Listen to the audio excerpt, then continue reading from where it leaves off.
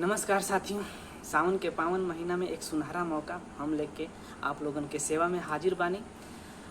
खास करके नए सिंगर भाइयों लोगों को न्यू ट्रैक या ओल्ड ट्रैक किसी भी प्रकार के ट्रैक पे आप कांवर भजन हमसे सेवा का मौका ले सकते हैं। डेमो के रूप में आप लोगन के बीच में हम पतरे कमरिया जिंदगी भर रही है राजा जी नया ट्रैक जो अभी चल रहा बा उस पे बा, तो आइए देखिए। तो दोस्तों आप देख सकते हैं आप लोगों के बीच में ये जो है ये पुराना वाला ट्रैक है जो पवन सिंह भैया द्वारा गाया गया है।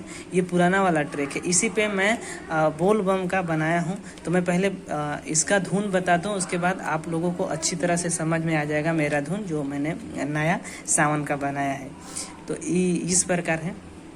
पहले मेल है तोह के बना के लैनी कनिया कहा झेले खाती परसनिया अरे धन हमारे लमहना बा तका बैंक में रखाई जवनिया।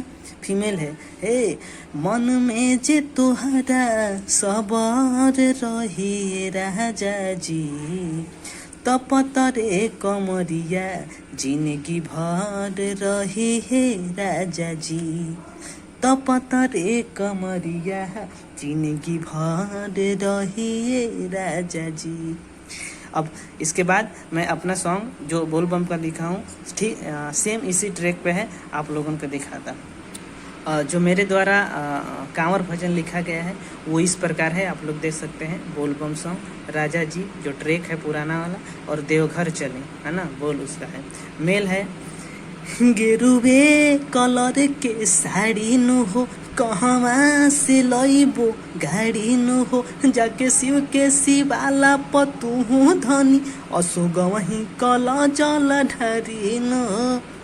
फीमेल है भगती में तनिका फरहर बनी है राजा जी तबन के कंवरिया देवघर चली है राजा जी तबन के कंवरिया देवघर चली है राजा जी।